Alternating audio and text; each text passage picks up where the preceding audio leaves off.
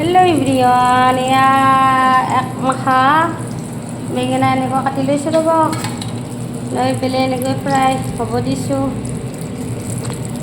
আনফালে এয়া গাখীৰ, ইয়াত আকৌ বেটাৰ কাৰণে অকণমান গৰম পানী বহাই দিছোঁ, মানে তাৰ অলপমান কাহ হৈছে।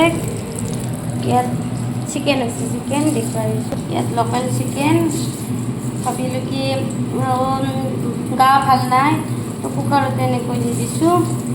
আৰু সিজিলে বেটা খাবলৈও ভাল পায়, তাই ধলে নোৱাৰে লোকেল চিকেন।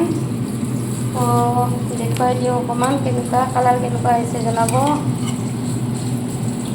আলু ভাঙিয়ে গ'ল গাইছ, বেছিকৈ সিজাব লাগে বেটাৰ কাৰণে। গাখীৰ পূৰা উতলি আছে এনেকৈ।